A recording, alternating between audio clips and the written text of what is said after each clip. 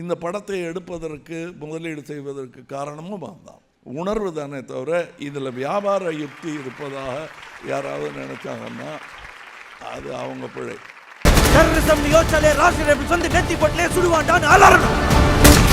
Army மென் ஆர்மியில் போய் சேர போகிறாங்க அப்படின்னா அவங்க என்ன மனநிலை போவாங்கன்னு உண்மையிலே என்னால் இதை ப்ராசஸ் பண்ணவே முடியல.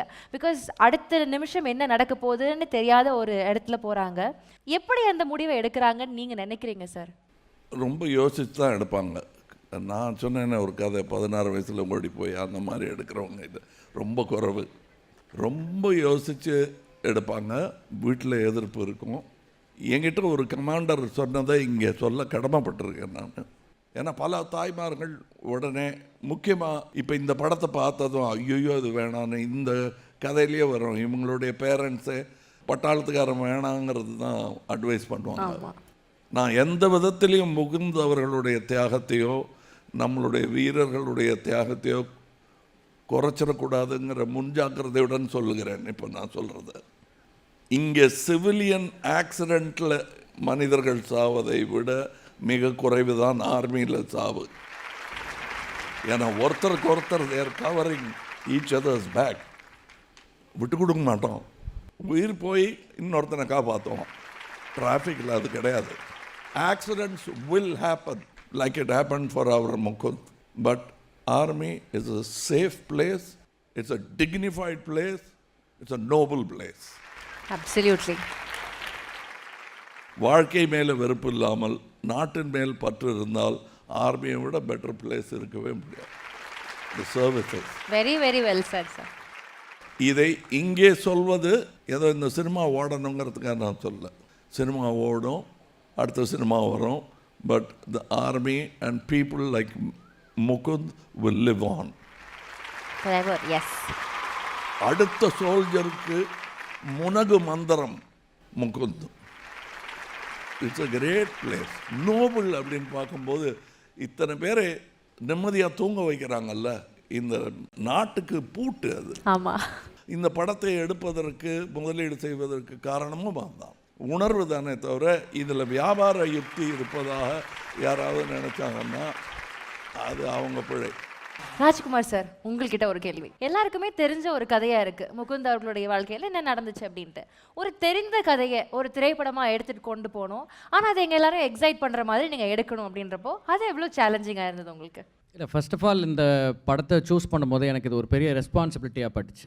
ஏன்னா முதல்ல நம்ம இந்தியன் ஆர்மிக்குன்னு ஒரு கோட்பாடு இருக்குது. I think the best organised ஒரு டீம், ஒரு ஸ்ட்ரக்சர் அப்படின்னா இந்தியன் ஆர்மியை சொல்லலாம். ஸோ அதை நம்ம முதல்ல ரெப்ரசன்ட் பண்ண போகிறோம். அப்போது நம்ம இதில் என்ன மாதிரி களத்தை சொல்ல போகிறோம் அப்படிங்கிறது ரொம்ப முக்கியம். ஸோ ஒரு இன்டென்ஸ் கான்ஃப்ளிக்ட் இருக்கிற ஒரு ஜோனில் ஒரு ஆர்மியோடைய வேலை என்னவாக இருக்குது, அதில் அவங்க மக்களை எப்படி பார்க்கணும், ஸோ ஆர்மியோட பங்கு அங்கே என்னவாக இருக்குங்கிறது ரொம்ப பெரிய, அதை நம்ம கரெக்டாக ப்ரொஜெக்ட் பண்ணணுங்கிறதே ஒரு பெரிய ரெஸ்பான்சிபிலிட்டியாக இருந்தது. இது ஒரு பக்கம். இதுக்கப்புறம் ஒரு உன்னதமான ஒரு ரிலேஷன்ஷிப் இதில் இப்போ இவங்க இங்கே வந்ததுக்கு ஒரு ரீசன் இருக்குல்ல. இது ரொம்ப ரொம்ப முக்கியமான ஒரு கதாபாத்திரங்கிறதுனால தான் நம்ம இவங்களை இன்றைக்கி இங்கே வச்சு பேசிகிட்டு இருக்கோம். ஸோ இந்த ரிலேஷன்ஷிப்பையுமே அதான் அவங்களோட ஒரு இன்டர்வியூவில் கூட நான் படித்தேன். ஒரு பக்கம் முகுந்த் வாஸ் ஃபைட்டிங் ஒரு வார், அது ப்ராக்ஸி வார்னு சொல்லலாம். அப்படின்னா இவங்க ஃபேமிலியோட ஒரு வார் இருந்தது, அப்புறம் தனிமையாக லோன்லினஸோட ஒரு வார், இப்போ அவங்க ஷீ இஸ் சர்வைவிங். இப்போ இது எல்லாமே இதை பேலன்ஸ் பண்ணின ஒரு கதையாக இருக்கணும். ஸோ அந்த ரெஸ்பான்சிபிலிட்டி தான் எனக்கு ரொம்ப பெருசாக இருந்தது. அண்டு இது தெரிந்த கதை இல்லை, இது தெரியாத கதை, ஒவ்வொருத்தரும் தெரிஞ்சுக்க வேண்டிய கதை. நம்ம தெரிஞ்சது மட்டுமே தான் பேசிக்கிட்டு இருக்கோம். இப்போ நீங்கள் ஹோஸ்ட்டாக இருக்கீங்க, இப்போ நீங்கள் டு பிகம் அன் ஆங்கர் ஒரு ஜேர்னி இருந்திருக்கும்ல, டு பிகம் சிவகார்த்திகேயன் ஒரு ஜேர்னி இருந்திருக்குல்ல, டு பிகம் சாய்பல்லவி ஒரு ஜேர்னி இருந்திருக்குல்ல.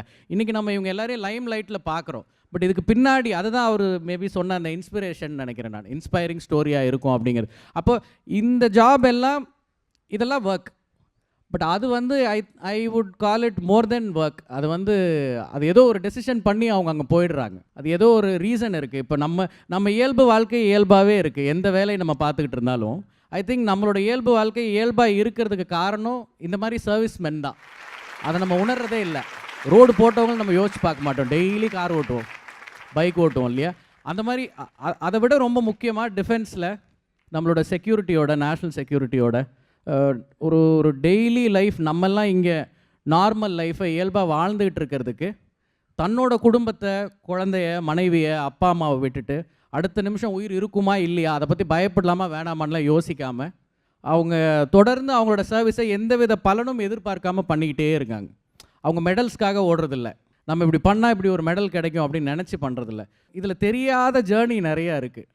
ஸோ இதில் டீம் ஸ்பிரிட்னா என்ன, அந்த ஆர்மி கெமராட்ரினா என்ன, அதே நேரம் ஒரு பொறுப்பான குடும்ப தலைவனாகவும் இருக்கணும் அப்படிங்கிறது எல்லாம் இதில் இருக்குது. I think the film will speak more. Yes, I think Amaran has so much more to speak more than the guns, I believe. Yes.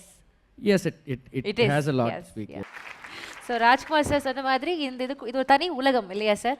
இந்த ராணுவ உலகம் அப்படின்றதே ஒரு அதுக்குள்ள பல எமோஷன்ஸ் இருக்குது, பல உணர்ச்சிகள் இருக்குது. ஆக்சுவலி இப்போ இந்து மேம் கிட்ட ஒரு கேள்வி. இப்போ சார் வந்துட்டு சொன்னாங்க முகுந்த் அவர்களுடைய யுத்தம், அங்கே நடந்த யுத்தத்தை நம்ம எல்லாம் கேள்விப்பட்டிருக்கோம் அப்படின்ட்டு. ஆனால் வீட்டில் நீங்கள் ஒரு யுத்தம் பண்ணீங்க அப்படின்னு கேள்விப்பட்டோம். உங்களுடைய திருமணத்தை வந்து நான் நிகழ்த்துறதுக்காக to convince your parents you had to fight a war at home. How did that feel? நான் அந்த ஒற்றை பெண்ணை 2 எல்டர் பிரதர்ஸ் இருக்கு. அவங்க 10 years and 8 years older than me. அப்போ அவங்க had 3 fathers to convince. அப்படி தான் சொல்லுவாங்க. I had 3 of them to convince. கொஞ்சம் டிஃபிகல்ட். கொஞ்சம் ஐ வாஸ் த ஸ்பாயில்ட் ஒன்ல. நான் the youngest. அவங்க ரொம்ப ரொம்ப லவ் இருந்துட்டேன். and they were very worried for me. என்ன ஆகும், ஃபர்ஸ்ட் ஆஃப் ஆல் வேறு ரிலிஜன், அப்புறம் வேறு ஸ்டேட், லாங்குவேஜ் ரொம்ப டிஃப்ரெண்ட். அது கூட அவங்க ஆர்மி போக போகிறீங்க. என்னோட ஃபாதர் ஏஎஃப்எம்சி தான் போயிட்டேன் டாக்டர் அங்கேருந்து.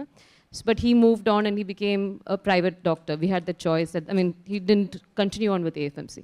ஸோ அவங்களுக்கு ஒரு ஃபீலிங் இருந்துட்டேன், this is dangerous for my daughter. அவங்க மேரி பண்ணிட்டா something happens to him. So it's like sir was saying, I actually told him if something has to happen to my husband, whoever he is, it can happen on ground or at field, rather than on ground, right? What's the whole thing? So appa took a long time, romba time edutite. I told you I think wait panni vanditen nana otta pennu da. So much faster. So they didn't want to let me go. First love, the maturity of first love, took a little while for them to be sure that we were mature enough to handle it. And I think the wait was good. The battle was hard, but the wait was good. It allowed both of us to grow. Eventually, because of another army man, my uncle who was in the Navy at that time, he came back home. சொல்லிட்டேங்க Mukund நல்ல பையன் தான், அவங்க he's doing really well in the army. Why have all of this confusion? Just marry, let them get married. கெட்டி கொடுக்க தீர்ந்து. It's just they're happy, they love each other. இதுக்கு அப்புறம் என்ன வேணும்? So he got okay with it. So you're right, the war was, you're right. There was a war at the field. And முகுந்தும் கொஞ்சம் 3 years எடுத்துட்டு என்னோட அப்பாவோட பேசுறதுக்கு. அதுக்கப்புறம் கொஞ்சம் மெச்சூர் ஆகிட்டேன். முதல்ல பேசுறது ரொம்ப it was not right. He just wanted to get married. அதுக்கப்புறம் 2 years அவங்களும் மெச்சூர் ஆகிட்டேன். Like I always say he was very introspective. அவங்களுக்கு நான் എന്നിൽ ഒരു തെറ്റുണ്ടെന്ന് തോന്നിയാൽ അത് ശരിയാക്കാൻ നോക്കും. He'll always try to be a better man once he understands that. So I think after his first interaction with my father, he realized he has to do a better job. So he went back to himself, worked on himself, talked to my uncle. I think he led that war pretty well as well. Towards the end, needed a little push from my end, I have to say that. But towards the end, it worked out pretty okay. Yeah, we all had our personal wars to get through. Lovely. Mukund ஒரு side ஒரு இன்ஸ்பிரேஷனா, நீங்க ஒரு சைடுல ஒரு inspiring வுமனா இருக்கீங்க. lot of things to learn from you, Indhu. Yes, thank you. Yeah. Sivan உங்ககிட்ட so வந்து இப்போ முகுந்த் அவர்களை பற்றின விஷயங்கள் உங்களுக்கு அன்வைல் ஆகிக்கிட்டே இருக்குது, தெரிஞ்சுக்கிட்டே இருக்கிறீங்க. என்னெல்லாம் ஆச்சரியங்கள் விரிஞ்சிச்சு உங்களுக்குள்ள? விரிந்த ஆச்சரியங்கள் என்ன? ஆக்சுவலாக இது சொல்ல நினைக்கிறேன். அவர் வந்து ஃபஸ்ட்டு கதை சொல்லணும்னு சொல்லி வந்தார் ராஜ்குமார் சார். அப்போ அவர் வந்து நான் ஒரு ஆர்மி பேஸ்ட் ஃபிலிம் வச்சுருக்கேன் அப்படின்னு சொன்னார். எனக்கு நிறைய ஐடியாஸ், இது இந்த மாதிரி இருக்கும், இந்த மாதிரி இருக்கும், இந்த மாதிரி. அவர் எந்த கதை பண்ணாலும் என்கிட்ட டிஸ்கஸ் பண்ணுவார். அவருடைய ஃபஸ்ட் ஃபிலிமில் இருந்து அவர் வச்சுருக்க மோஸ்ட் ஆஃப் த ஸ்டோரிஸ் எனக்கு தெரியும். ஸோ இந்த படம் எப்படி இருக்குன்னு கேட்கலான்னு சொல்லி இந்த கதை கேட்கும்பொழுது நமக்கு ஆர்மினா ஒரு ஐடியா இருக்குல்ல, அது எல்லாத்தையுமே உடைக்கிற மாதிரி இந்த படம் இருந்துச்சு. அது வந்து எதுவும் அது எங்கேயோ நடக்குது, யாருக்கோ நடக்குது, என்னமோ நடக்குது, இது எல்லாத்தையுமே உடைச்சி சார் சொன்ன அதுதான் இங்கே நம்ம எல்லோரும் சந்தோஷமாக இருக்கிறதுக்கு அவங்க என்ன எக்ஸ்ட்ரீமுக்கு போகணும் அப்படிங்கிறது தான் இந்த படம் கதை கேட்டு முடிக்கும்போது இருந்தது. அவர் சொன்ன ஒவ்வொன்றுமே வந்து அவங்க எடுக்கிற டெசிஷன்ஸ், அவங்க டீமாக எப்படி இருக்காங்க, அவங்களுடைய லைஃப் என்ன, இங்கே ஃபேமிலி எப்படி மேனேஜ் பண்ணணும், அது ரொம்ப கஷ்டம். அதுவும் அந்த காலகட்டத்தில் இன்றைக்கி டெக்னாலஜி இன்னும் பெட்டராக இருக்குது. இது வந்து இன்னும் ஒரு 10-15 years முன்னாடின்னும் போது அப்போ இன்னும் சிரமம் தான் அது. அப்போ இது எல்லாத்தையும் எப்படி பேலன்ஸ் பண்ணி ஒருத்தர் இருந்திருக்காங்க. இது வந்து எங்கேயோ யாருக்கோ நடக்கிற கதை இல்லை. நம்ம ஆள் ஒருத்தர், நம்ம ஃபேமிலியிலேருந்து ஒருத்தர், அவருக்கு அவங்க ஃபேமிலி, நீங்கள் சொன்னது கரெக்ட், அவங்களும் ரொம்ப இன்ஸ்பைரிங்கான ஒரு பர்சனாலிட்டி. இதுவும் கதையில் இருந்தது.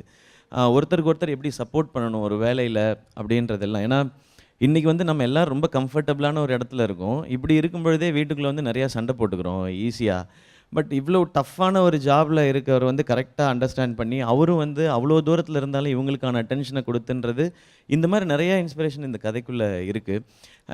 எனக்கு நான் இந்த படம் தீபாவளிக்கு வருதுன்னு சொல்லும்பொழுது நான் யோசிச்சது அதுதான். இந்த படம் பார்க்கும்பொழுது ஆடியன்ஸ் வந்து ஒன்றே ஒன்று மட்டும் மைண்டில் வச்சுக்கிட்டா போதும். இன்றைக்கி நம்ம தீபாவளியை சந்தோஷமாக கொண்டாடிட்டு இருக்கிறதுக்கு எங்கேயோ யாரோ உயிரை விட்டுட்டு தான் இருக்கிறாங்க பார்டரில் அப்படின்றது மட்டும்தான். அதை இந்த படம் ரொம்ப தெளிவாக உணர்த்தும். இது வந்து வெறும் சண்டை, ஒரு 2 பேர் சண்டை போட்டுக்கிட்டாங்க, ஒருத்தர் இன்னொருத்தரை கொன்னாங்க, அது இல்லவே இல்லை. அது ஒவ்வொரு மனிதனுடைய உணர்வு, இவங்க 2 பேருடைய வாழ்க்கை, இவங்களை சுற்றி இருக்க கேரக்டர்ஸோட வாழ்க்கை, இது அத்தனையும் இது நடந்த உண்மையை அப்படியே சொல்கிறோம் அப்படின்றது மட்டும்தான். இது எல்லாமே இந்த கதையில் நான் கேட்டேன். எனக்கு அவர் கதை சொல்லி முடித்தோன்னே நான் உடனே ஓகே சொல்லலை. நான் நாளைக்கு சொல்லவா அப்படின்னு சொல்லி கேட்டேன் நான். ஏன்னா நான் எப்பவுமே ஒரு கதை கேட்ட உடனே நான் டெசிஷன் எடுக்க மாட்டேன். எஸ் நோ ரெண்டுமே உடனே சொல்லவே மாட்டேன் நான். பட் இந்த கதை மட்டும் என்னை அன்றைக்கி நைட்டு தூங்கவே விடலை. எனக்கு நிறைய தாட்ஸ், இவர் எப்படி, இந்த ஃபேமிலி இப்போ எப்படி இருக்காங்க, நம்ம ஃபேமிலி எப்படி இருந்தோன்னு சொல்லி என்னை ரொம்ப டிஸ்டர்ப் பண்ணிடுச்சு இந்த கதை. நான் அவர்கிட்ட நெக்ஸ்ட் டேவே கூப்பிட்டு நான் இந்த படம் எப்படியாவது பண்ணணும் அப்படின்னு நான் சொல்லிட்டேன் நான். அதுதான் இந்த கதை ஏற்படுத்திய தாக்கம். ஸோ அமரன் வந்து ஒரு இராணுவ வீரனின் வாழ்க்கையை பதிவு பண்ணுற படம், போரை பதிவு பண்ணுற படம் இல்லை. வாழ்க்கை, அவருடைய அனைத்தையும் பதிவு பண்ணுற படமாக இது இருக்கும்.